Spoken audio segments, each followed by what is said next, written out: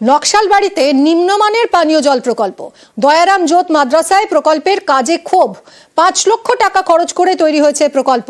সৌরচালিত এই জল প্রকল্প, কিন্তু এই জল প্রকল্পে নিম্নমানের কাজের অভিযোগ উঠছে। ঠিকাদার সংস্থার বিরুদ্ধে এই অভিযোগ। নাই, বাচ্চাগুলো আছে এখানে, ট্র্যাক্টরটা করে ট্র্যাক্টরের মধ্যে এখানে কি বলে ওইগুলো নাট লাগায় নেই, ঠিক আছে।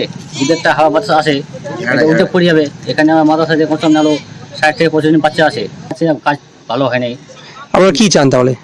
এখানে সেফটি চাই আমরা, এটা ট্র্যাক্টরটা ভালো করো, ওয়ালিং ঝালাগুলো ভালো করে হয় নাই। আমাদের কমিটি দেখে ফোন করেছে, ওরা ফোন তুলে না, আসবো বলতেছে, আসবো না, আসে না। বিশ্বজিতের সঙ্গে কথা বলবো। বিশ্বজিৎ, এই যে ঠিকাদার সংস্থার বিরুদ্ধে অভিযোগ উঠছে, কেন, এই অভিযোগের ভিত্তি কি?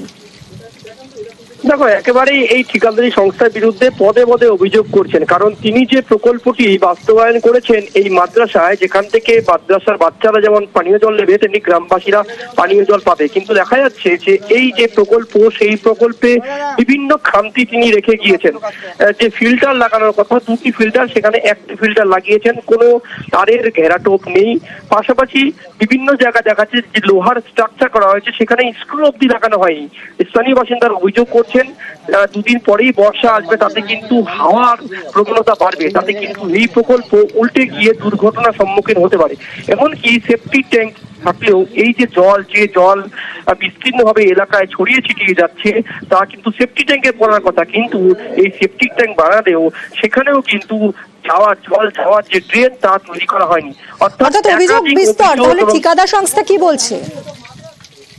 ঠিকাদারি সংস্থা কিন্তু বারবার গ্রামবাসীরা অভিযোগ করেছে, কিন্তু ঠিকাদারি সংস্থা কোনোভাবে কর্ণপাত না করায় গ্রামবাসীরা কিন্তু এই নস্বর শেখ বোর্ডকে অভিযোগ জানিয়েছেন, এবং নস্বর শেখ বোর্ডের যিনি সদস্য, তিনি কিন্তু কোচবিহারে তাদের দপ্তরে জানাবেন। এবং পাশাপাশি প্রধান বলছেন তার এলাকায় এই কাজ হয়েছে, তাকে কোনোভাবে জানানো হয়নি। অনগ্রসর ডিপার্টমেন্ট থেকে এই ৫ লক্ষ টাকার কাজ কিভাবে হলো, প্রধান বা গ্রাম প্রতিনিধিদের কেন জানানো হলো, সে বিষয়েও কিন্তু প্রধান বলছেন তিনি ঊর্ধ্বতন কর্তৃপক্ষকে জানাবেন, এবং যাতে এই কাজে যারা দুর্নীতির সঙ্গে যুক্ত রয়েছে তাদের বিরুদ্ধে কঠোর ব্যবস্থা নেওয়া হবে। ধন্যবাদ বিশ্বজিৎ। পূর্ণ তদন্ত হোক, কোন এজেন্সি কাজ করেছে, কেন কাজ নিম্নমানের হলো, এবং সেই এজেন্সির সঙ্গে কে বা কারা জড়িত সেটাও তদন্ত সাপেক্ষে বের হয়ে আসুক। এবং গভর্নমেন্টের যেহেতু কাজ, গভর্নমেন্টের টাকার অপচয় আমরা কোনোভাবে বরদাস্ত করব না। টেকনিক্যাল ইস্যুস আছে বললো, ওভারফ্লোর ব্যাপারটা, সেটা আমি যেহেতু ওই ব্যাপারটা আমার নলেজ নেই, টেকনিক্যাল বিষয়, ইঞ্জিনিয়ারিং ব্যাপারে আমার নলেজ নেই, এটা আমি কন্ট্রাক্টরের সঙ্গে যোগাযোগ করব এবং ডিপার্টমেন্টের সঙ্গে কথা বলবো, ওরা শীঘ্রই এসে কাজটা কমপ্লিট করে দিয়ে যাবে আশা করি।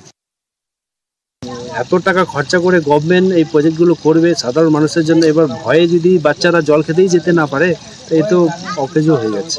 এজেন্সি সঠিক মতো কাজ করেনি। আমি কন্ট্যাক্ট করার চেষ্টা করেছিলাম, কিন্তু সদ উত্তর পাইনি। আমরা এই বিষয়ে অভিযোগ জানাবো।